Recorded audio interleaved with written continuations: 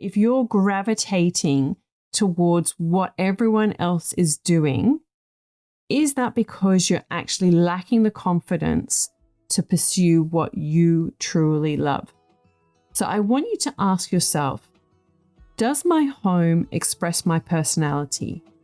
And if not, ask yourself, what is one thing I can do today or this week to make it more in alignment with who I am? Welcome to Imprint, a podcast about creating a home and life you love. I'm Natalie Walton, an interior designer, stylist, and best-selling author focused on an holistic approach to homes. Each week, I'm sharing insights and interviews about the creative process to help you enhance both your interiors and well-being, as well as provide you with the tools and resources to make considered and sustainable choices with all that you create. Hello, everybody. I hope that you're all well. Welcome to Imprints. I'm very honored to have you have me in your earbuds or wherever you're listening to this today. Thank you for joining me. Today, we are going to talk about our homes and the foundations to creating a home, a home that feels like a home in many ways. Now, we all know that our homes play a huge role in our lives. They are not only places where we can shelter and feel safe, but they are also where we experience love, create memories, and manage our lives.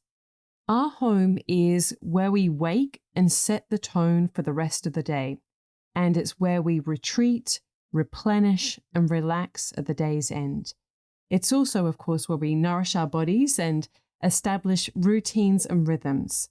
And our home is also where we can and should feel completely comfortable being our true selves. Yet along the way, we can get off track when it comes to creating our home. And so today I want to share some of the most common ways this happens and share some questions with you to help you get back on track, creating a home in the truest sense of the word. So this is for you, this episode, if creating a home is important to you, but maybe it just doesn't feel right and you're not sure of what it is. Or perhaps you've renovated your home, but you really feel that it's lacking personality or it's just lacking something.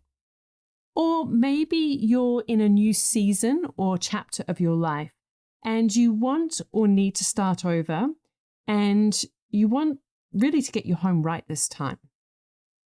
Now, today I'm going to share some of the mistakes that you might be making in relation to your home and some ideas and questions that are really powerful to help you get clarity onto how to get your home right. Because here's the truth. There is so much advice on renovating and design, but there's not really much insight into what makes a home. And yet we all have a home of one form or another. I mean, of course, I realize that not everyone has a home, but, I presume for those of you who are listening today, you have a home. And now whether that's you're renting or planning to renovate one day, or you've just finished a renovation, most of us are in one of those situations. And I think that that's why my book, This Is Home, has really resonated with so many of you, because it's not fluff. I studied the history of the home. I mean, I went so deep, and why as a society and culture, we actually went from living in a hunter-gatherer society to actually creating a home and a sort of private space. Why did we need to create a private space? And why did we do that? What was that need and why did we do it? And I went also into the psychology of how we can become the best version of ourselves with, Maslow's hierarchy of needs. What do we need to do to feel good? Because that's obviously what we're often striving for in our homes, to create a space that makes us feel good. And of course, I went into the history of design and architecture too. So today, I'm going to distill those ideas into some practical and helpful questions so that you can reconnect with your home and create a place that you truly love. Now, before we go ahead, I just want to encourage you to take action on these ideas. So I've got a workbook that goes hand in hand with this episode that I encourage you to download. You can go to nataliewalton.com/workbook and go through these questions and more. There's many more than the ones that I'm going to share with you today to really help you to learn how to turn your home into a home, a place of true beauty that really makes you feel good every single day. So just go to nataliewalton.com/workbook to get that free download. And you might also want to grab a pen or a pencil and take notes on your phone if that's preferable, if you don't have a notebook. And I'll also add the questions I'm going to be sharing with you today to the show notes so that you can get them at nataliewalton.com/podcast. All right, so let's have a look at 5 common mistakes that you might be making with your home that's preventing you from creating a place to really love.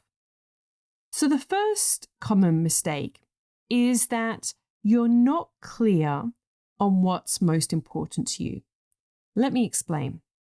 There are so many decisions that you need to make when it comes to creating a home. From the type of sofa to buy to what tiles you choose for your bathroom. I mean, there's, an endless amount of decisions. When you are clear on what you value, decision-making becomes so much easier. Because what happens is that you can automatically take a whole heap of options off the table. For example, you might decide that you only want to buy products that are low toxic, or that you want to focus on products that are locally made. Now, I realize that sometimes it's almost impossible to get everything that's that, but that's your goal. That's what you're heading towards. And you're really clear that if you can make that happen, that's going to be a priority for you in your home, your design, your decoration, whatever it is. And when you have that clarity about what's important to you, then decision making becomes much easier. And a beautiful byproduct of that is that you will feel so much more confident too. So it's really important to get clear on what is important to you. So first of all, I want you to ask yourself, and you can write this question down, what do I want to prioritize when designing or decorating this home? And I encourage you to write down 3 factors that are important to you and use this as a guideline for decision making. Because so often we don't even stop to think about this at the start of the process. And yet this will help guide so many decisions going forward. So it's really important. The second mistake that many people make is that your home doesn't feel or look like you. So I just want you to think if that resonates with you. Do you feel like your home actually looks and feels like you? When someone steps into your home, they should get a sense of who you are, your personality, and what you value. And in all honesty, when I see someone's home filled with trend pieces, it's often a sign that they lack confidence either in themselves or in making decisions, because they're just copying what everyone else is doing. Just think for a moment if that resonates with you. If you're gravitating towards what everyone else is doing, is that because you're actually lacking the confidence to pursue what you truly love? So I want you to ask yourself, does my home express my personality? And if not, ask yourself, what is one thing I can do today or this week to make it more in alignment with who I am? And, I really encourage you to do these exercises. It can be really, they're so simple, but it can really help you just rethink how you see your space. Now, the third element is that you're not making your home a priority. It's one thing to say something's important in your life, and it's another thing to actually make it happen. So if you ever say that you don't have enough time, I really want you to check in with yourself. Really? You really don't have enough time? Are you being really honest with yourself? Or are you spending it on activities or hobbies or whatever? And let's be honest, distractions, digital distractions, maybe your phone, Netflix, whatever it is for you, that don't actually serve you. So I want you to ask yourself, how am I really spending my time? And you can take this a step further and do a time audit. So actually write down how you're spending your time every day, and you might be really surprised at the results. It's amazing how we can really trick ourselves into thinking that we're spending our time a particular way, but in reality, when we look at the actual, the facts in front of us on a piece of paper, it can be very, very different. The fourth idea that I want to share with you, the fourth common mistake, and this might be something that you're doing. And look, you might not be doing all of these things, but these are all very common. And I just want you to think about where you're at in relation to these common mistakes. So the fourth one that lots of people do, and again, think if this relates to you, is that your home hasn't been designed to meet your needs. Creating a home is not just about adding decorative accessories.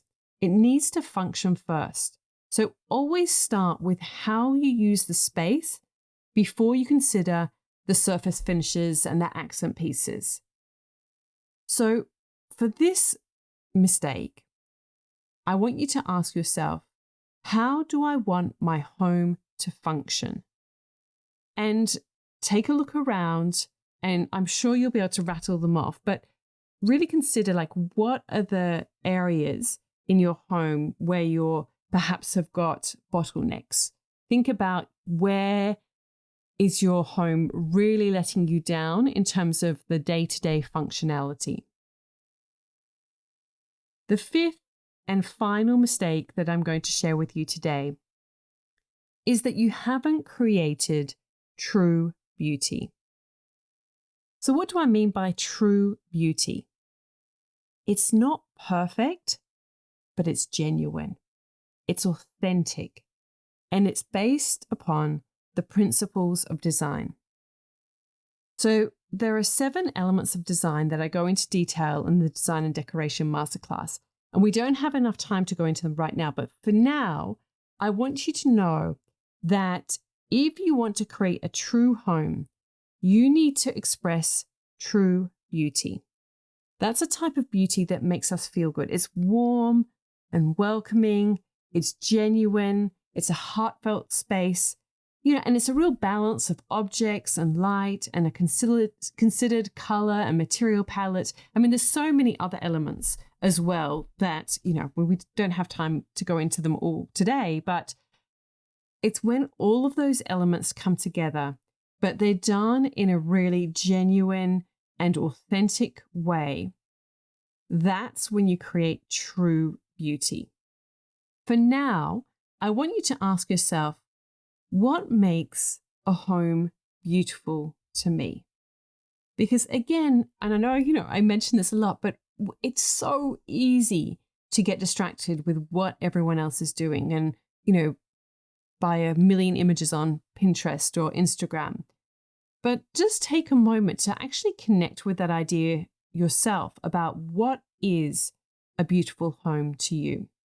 And then take a look around and see your space with fresh eyes, with that answer in mind.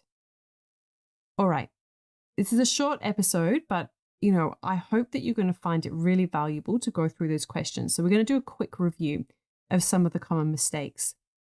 The first one is that you're not clear on what's most important to you. And your home will never feel right until you make decisions from your true self. The second one is that your home doesn't feel or look like you. It really doesn't reflect you or your personality. The third one is that you're not making it a priority. And just like I said, take a moment to consider the disconnect between how you're spending your time and what's actually important to you. And ask yourself, are they in alignment? The fourth mistake is that your home hasn't been designed to meet your needs. And as I said, you'll know if this is true if you've got bottlenecks in your home or it's really holding you back, like you can't entertain or cook because your kitchen is pokey, or maybe there's nowhere for all the school bags to live and they get scattered in the hallway or at the dining table. I'm sure that you can think of some examples of bottlenecks in your own home. So you really need to address those. And the fifth common mistake is that you haven't created true beauty.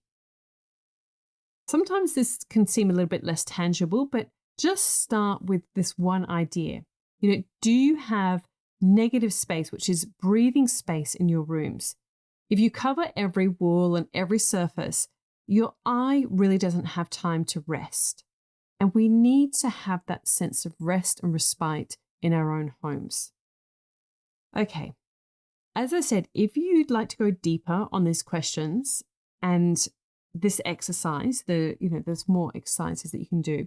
Go grab that workbook on the 10 foundations to create your dream home. So you go to nataliewalton.com/workbook. And if you've found this episode valuable or helpful, please leave a review and I would really love to hear from you. Or you can take a screenshot and share it with me on Instagram at Natalie Walton, and let me know that you listen to the podcast. And, when is it? Like, is it when you're walking, doing chores? Love to hear from you and, how you're going with it all. All right. I hope that you all have a beautiful week. I'm Natalie Walton, and you've been listening to Imprint. All of the links and info for this episode are at nataliewalton.com/podcast. Don't forget to subscribe so that you can get a direct download of the latest episode. And I really appreciate when you take a minute to rate and review, as well as share the love with someone you know who might benefit from this episode, or on social media. If you'd like to access a range of free resources, come visit my website, nataliewalton.com. Thank you to Jaeger Media for producing this podcast. And I would also like to acknowledge the people of the Bundjalung Nation where it was recorded, and pay my respects to elders past, present, and emerging. I look forward to connecting again soon. I'm Natalie Walton, and you've been listening to Imprint.